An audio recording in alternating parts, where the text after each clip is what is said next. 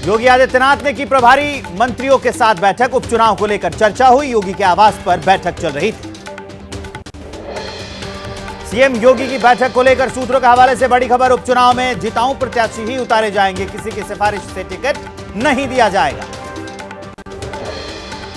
बैठक में सरकार के मंत्री मौजूद रहे, लेकिन संगठन का कोई पदाधिकारी शामिल नहीं हुआ।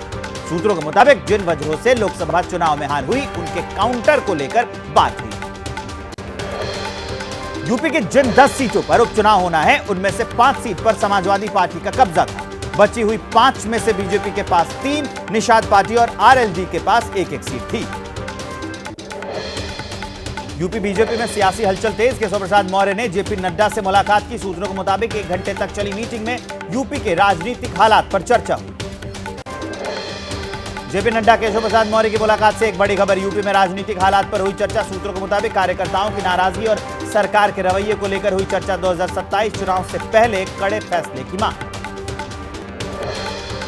जेपी नड्डा और केशव प्रसाद मौर्य से मुलाकात में यूपी को लेकर और कई मुद्दे उठे। सूत्रों के मुताबिक योगी सरकार के जमीनी फीडबैक के बगैर काम करने पर बात हुई। प्राइमरी टीचर्स की डिजिटल हाजिरी पर इसका भी मुद्दा उठा इस बैठक।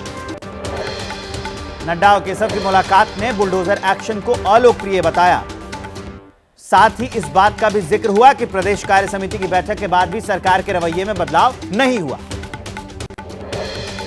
डेप्यूटी सीएम केशव प्रसाद मौर्य का सोशल मीडिया पर पोस्ट। फिर कहा, संगठन सरकार से बड़ा है, कार्यकर्ताओं का दर्द मेरा दर्द, कार्यकर्ता ही गौरव हैं।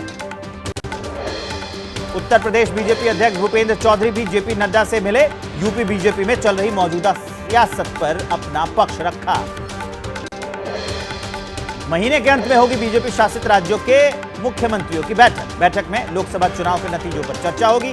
सरकार संगठन में समन्वय पर भी चर्चा होगी। पीएम मोदी, गृह मंत्री अमित शाह, रक्षा मंत्री राजनाथ सिंह और जेपी नड्डा शामिल होंगे। उपचुनाव में हार के बाद उत्तराखंड बीजेपी में भी कलह। पूर्व सीएम तीरथ सिंह रावत ने सबके सामने निकाली भड़ास। कहा, सबसे सलाह लेने के बाद करे काम, थोपने का काम नहीं होना चाहिए। समाजवादी पार्टी अध्यक्ष अखिलेश यादव ने बीजेपी पर कसा तंज। कहा, तोड़फोड़ की राजनीति बीजेपी अब तक दूसरे दल में करती आई है, वही काम अब अपने दल के अंदर हो रहा है। बीजेपी की इसी लड़ाई में यूपी में शासन प्रशासन ठंडे बस्ते में चला गया है। महाराष्ट्र में उद्धव ठाकरे सभी 288 विधानसभा सीट पर लड़ने को तैयार। बैठक में कार्यकर्ताओं से लिया सभी सीटों का फीडबैक। 18 और 19 जुलाई को बीजेपी करेगी एक बड़ी बैठक। महाराष्ट्र विधानसभा चुनाव में महाविकास आघाड़ी के बीच 90-90 सीट पर चुनाव लड़ने का फॉर्मूला सामने आया। बाकी सीटें निर्दलीयों के लिए छोड़ने की चर्चा।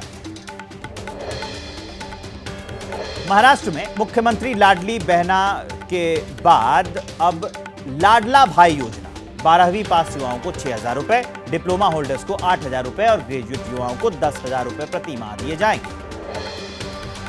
महाराष्ट्र के सीएम एकनाथ शिंदे ने आषाढ़ी एकादशी पर श्री विठ्ठल रुक्मिणी मंदिर में पूजा की। अर्चना पंढरपुर वारी यात्रा में शामिल हुई। दिल्ली शराब घोटाले के केस में दिल्ली हाई कोर्ट में सुनवाई। सीएम अरविंद केजरीवाल की जमानत अर्जी और गिरफ्तारी के खिलाफ दायर की गई है याचिका। स्वाति मालीवाल से मारपीट मामले में दिल्ली पुलिस ने 300 पन्नों की चार्जशीट दाखिल की। चार्जशीट में विभव कुमार को बनाया गया आरोपी।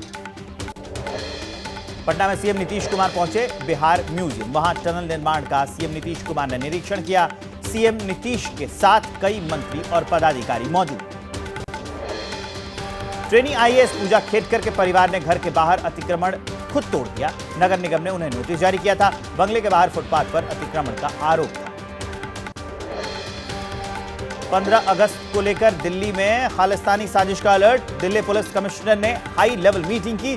दिल्ली पुलिस को टारगेट किलिंग के भी इनपुट मिले। पंजाब की एंटी गैंगस्टर टास्क फोर्स ने राजस्थान पुलिस के साझा ऑपरेशन में बड़ी कामयाबी। लॉरेंस बिश्नोई और गोल्डी बरार गैंग के 3 गुर्गे गिरफ्तार। 2 पिस्तौल और 6 जिंदा कारतूस बरामद।